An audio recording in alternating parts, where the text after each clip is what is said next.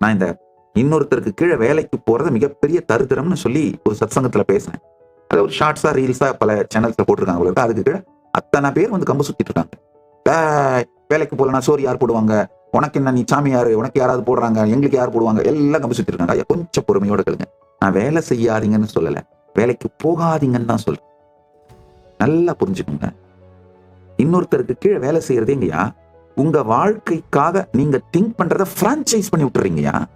உங்க வாழ்க்கையை நீங்க டிசைன் பண்றதையே இன்னொருத்தருக்கு பிரான்சைஸ் பண்ணி விட்டீங்கன்னா நீ வாழறத விட செத்துடலாமே. இருந்து என்ன, உங்க வாழ்க்கையை நீங்க டிசைன் பண்ணணுங்கய்யா. Be your own boss. உங்க வாழ்க்கைக்கு நீங்க பொறுப்படுங்க. இப்ப என்ன, நான் வேலைக்கு போயிட்டு இருக்கேன் சாமி, சொந்தமா என் தொழில் தொடங்கி நானே ஒரு தலைவனா மாறுறதுக்கு கஷ்டம் சாமி. அப்ப என்ன பண்ண, ஒரு வருஷம் ப்ராஜெக்டா மாத்திக்கோங்க. இந்த வருஷம் 2026க்கு இந்த ஃபுல் இயர் இதான் என் ப்ராஜெக்ட். மெதுவா ஒரு சுயதொழில் தொடங்குவேன். அதுல நல்லா என்னுடைய காலை ஊனிக்கிட்டு ஃபவுண்டேஷனை கிரியேட் பண்ணிட்டு வேலைக்கு போறத மெதுவா குறைப்பேன். இன்னொருத்தருக்கு வேலை செய்யறத குறைச்சி இந்த வருஷ கடைசிக்குள்ள என்னுடைய தலைவனாக நானே மாறிவிடுவேன்.